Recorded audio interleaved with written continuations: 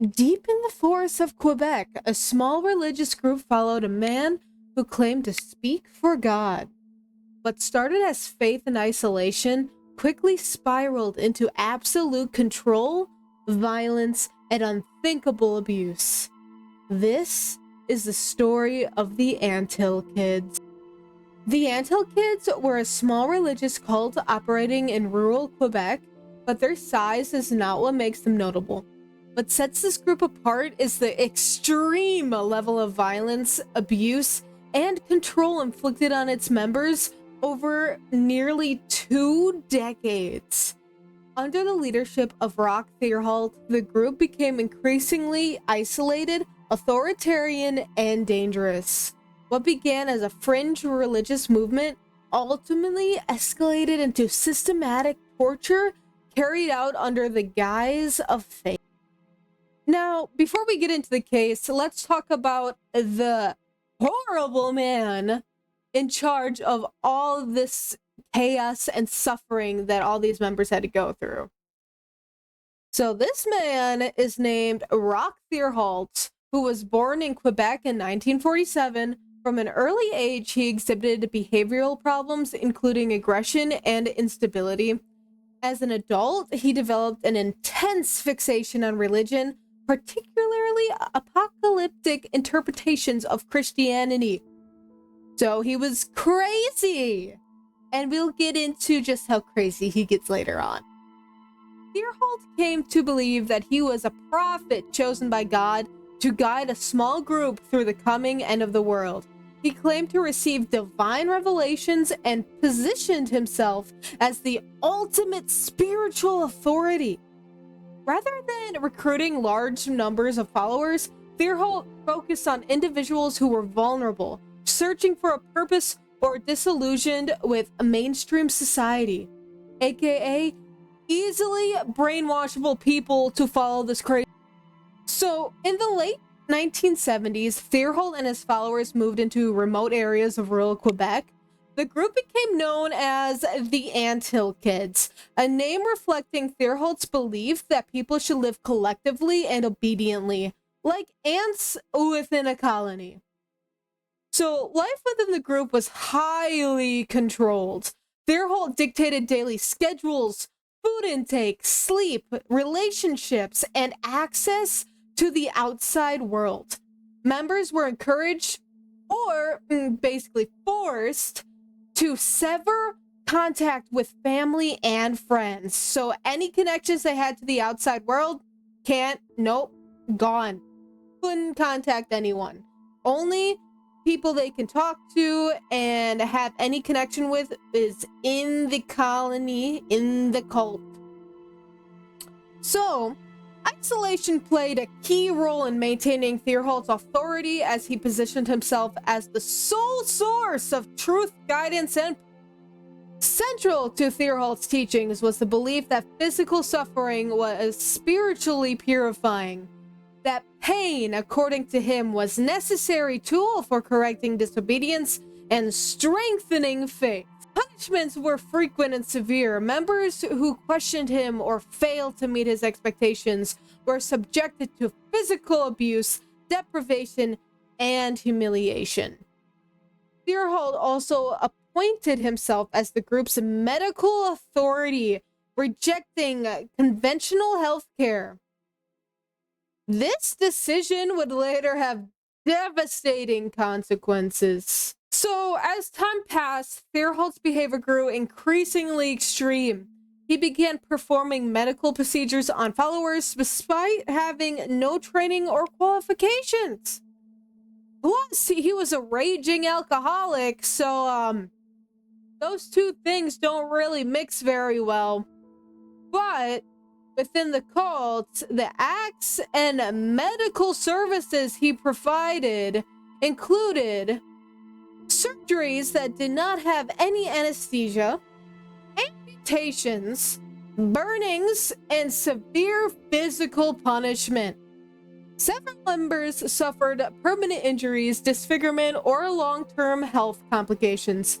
Children raised within the group were exposed to chronic neglect and abuse. Members were conditioned to believe that outside authorities were dangerous and that seeking help would result in spiritual punishment or death. He is just a freaking horrible, horrible person. Oh, I feel so bad for those children and those poor people. Now, I do want to add a content warning, trigger warning. I am going to be talking about some severely, severely gruesome and horrifying acts that Roch Thériault did to multiple members within this group. So if you are sensitive to any blood, gore, extreme disfigurements, sexual abuse, anything like that, please skip this part. This is going to be very, very graphic and very, very hard to hear. It's just very hard even talking about it. It breaks my heart. So with that, please watch with caution going forward from this moment. In 1989, a member named Solange Boyard became gravely ill. I just want to say in advance, I'm extremely sorry if I'm mispronouncing her name. I tried researching it, and again, I am extremely sorry if I'm mispronouncing it, and I feel horrible for what she had to go through at the hands of Roch Thériault. But since Solange Boyard became gravely ill, rather than seeking professional medical care, Thériault subjected her to a series of invasive and violent procedures. And this procedure was extremely horrifying. Thériault performed an intestinal surgery on Boyard by slicing open her abdomen and ripping out a piece of intestine with his bare hands. He then ordered another follower to stitch up the wound with a needle and thread. And unfortunately, she did die the very next day due to this procedure, and she was in agonizing pain. But Thériault did not stop there. After she was deceased, he sawed off the top of her head and then sexually assaulted her.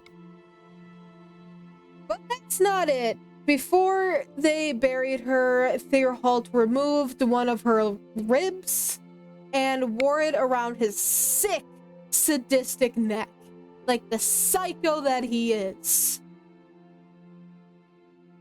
But her death did promote a criminal investigation. Thériault was convicted of criminal negligence causing death and was sentenced to prison. However, he didn't stay there very long. His sentence was limited, and following his release, several former members decided to return to him.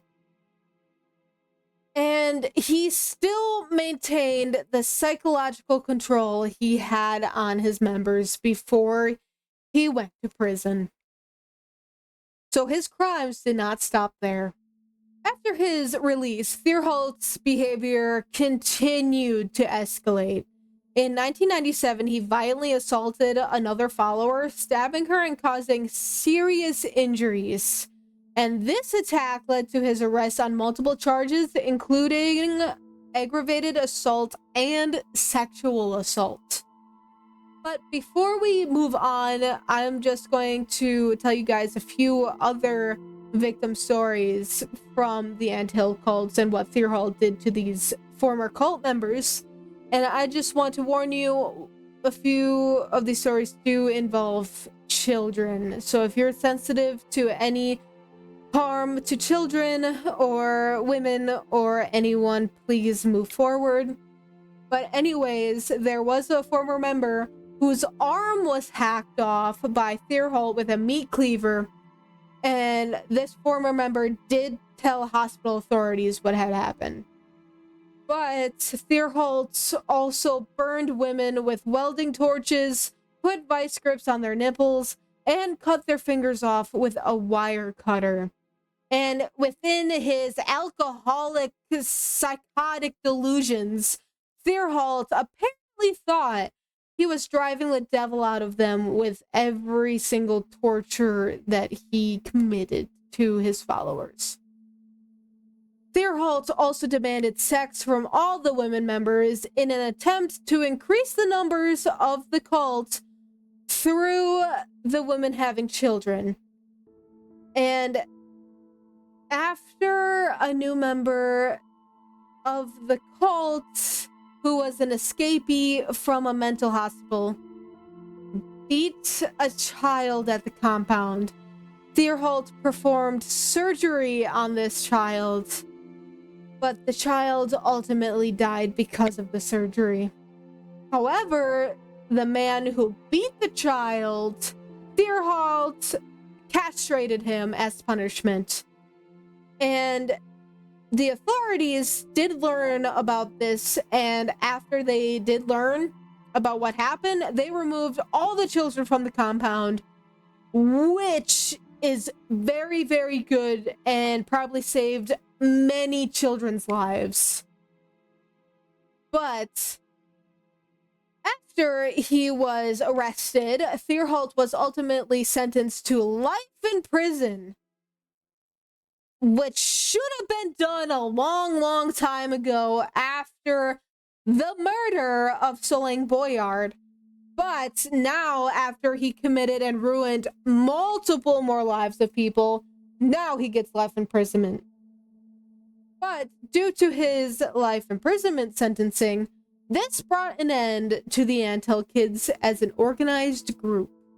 So, in 2011, Roch Thériault was killed by another inmate while serving his sentence, which I don't condone violence or murder, but this sadistic bitch had it coming. But while his death ended his direct influence, the damage inflicted on survivors endured long, long afterwards. Many former members faced lifelong physical injuries, psychological trauma, and the challenge of rebuilding their lives outside the environment they had known for years. So, Roch Thériault ruined many, many lives with his sadistic, monstrous self. The Anthill Kids illustrate how isolation, ideology, and unchecked authority can transform beliefs into brutality. It is a case that continues to be studied, not only for its crimes, but for the warning it offers about the dangers of absolute power disguised as faith. This was the story of the Anthill Kids cult. Do you know a story that you believe deserves more attention? A cult, a serial killer, or a case that just went wrong? Drop it in the comments down below, and if you want more of this, feel free to like and subscribe, and I'll see you in the next one.